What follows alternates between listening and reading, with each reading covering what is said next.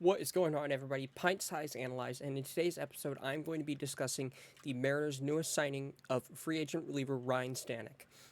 Now, Ryne Stanek signed yesterday a one-year, $4 million contract with the Mariners, with up to $2 million in incentives.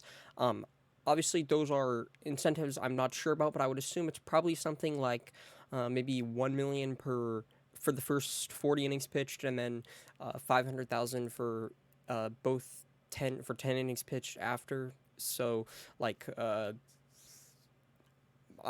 that's a guess though. I'm not completely sure. But I would assume it's probably something like that. So probably relatively easily attainable for the player, and it's probably also not all at once. Those are like the only predictions that I have though about the incentives. Um, but the need for Stanek kind of arose after Matt Brash was dealing with some shoulder soreness. He will not be ready for opening day, most likely not. Gregory Santos was also traded for. He just started throwing a bullpen. His first bullpen was yesterday, I believe, or today. So he is also probably not going to be ready for opening day. And the Mariners are also dealing with some other injuries to not just the high leverage relievers, but and like the high leverage relievers being delayed, but like some of the potential middle relievers. Jackson Kowar, who was looking really good, has been out, I believe, since like February 28th or 29th, and he started off looking really well in his first two bullpens. He was up to 98, and he's dealing with like some shoulder soreness, so not very good. Not great outlook for Jackson Kowar, unfortunately, because he was looking good. But it made the need for somebody like Ryne Stanek to uh, arise more. And Stanek was, like I said, the best free agent reliever on the market. The numbers last year were not great. I'm gonna be honest, but that's kind of the how things are usually on March 9th. And even then, there's still plenty of elite free agents. In fact, two of the four elite free well, not four, but four remaining elite free agents are still available. Snell and Montgomery, but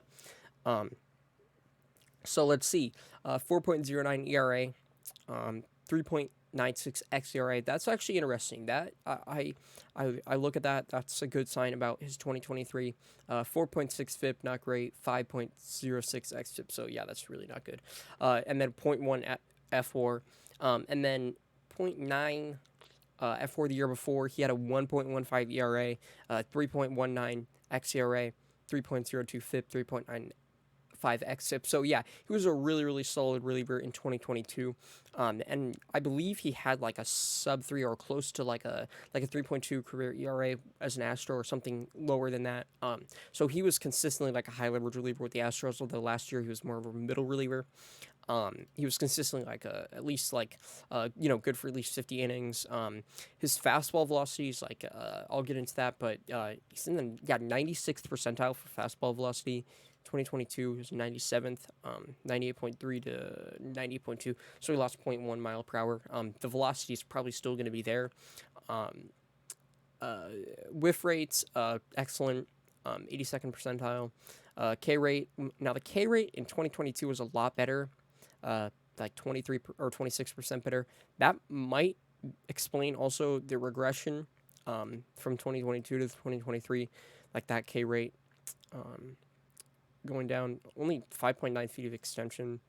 I don't think he's. I think that's just like. Yeah, I don't think that's like a red flag though. That's just his delivery. Uh. Oh, so he was in the bottom first percentile for walk rate. Yeah, that's an important note in 2022 when he was actually a lot better. So the command has never really been there, been all there. But like the raw stuff is immense. You know, but it's actually interesting that he dropped his K rate and his walk rate also dropped from year to year. But yeah, let's see about the four seam usage. So four seam usage was actually the highest it's ever been. 18, so like roughly the same for the slider and the splitter last year. I really like that he throws the splitter. Let's check the velo on those. So average velo on the four seamer is 98.2, on the splitter 89.2, slider 88.6. Woba 298 on the four seamer, 314. So four seamer actually performed by X Woba. or by Woba performed the X Woba outperformed. Got kind of lucky. Splitter 265 Woba again are kind of lucky. Slider got kind of unlucky, but not like 330X Woba was great in the first place. Let's see about 2022 though. 203X Woba on the splitter in 2022. That's really good. The run values, let's check run values because I believe so. The run value, fastball was still pretty good by run value. Although it's 2.7 per 100 and then 1.7, so not as good, but overall was still good. In 2023, same as 2022. The slider though went from -2 to -4, so the slider got like slightly worse, and then the splitter went from 1 to -1, so the splitter like went from being okay to okay, slightly below league average, but not a huge difference. What was he? Wait, that's interesting. That I wonder if he was like coming back from an injury in 2020 or what, because the fastball would be low. 95.9, yeah. That was just interesting to me that it dropped that much by 1 year. I'm wondering if he like came back from a injury. Yeah, that's what I would assume. Never gotten a lot of chase.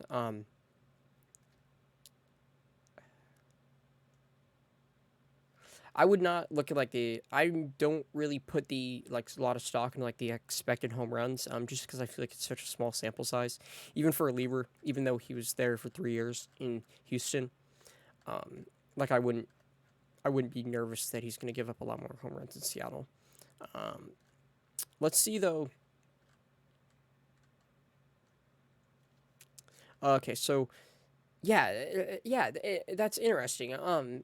So the K minus walk percentage was at 13.8 in 2022, and then was 14.1 in 2023. So it actually got better.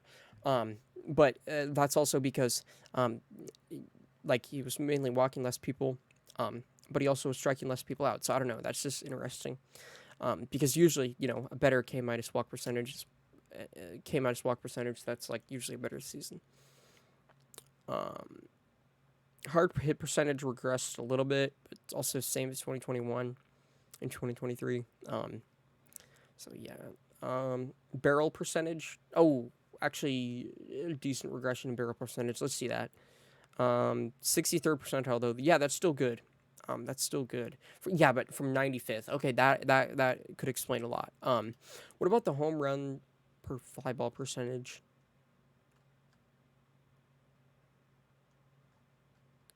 About 11% or 10% is usually league average, and it usually regresses from 3.8 to 10.4. Okay, so yeah, I really think he got kind of lucky in a sense in 2022.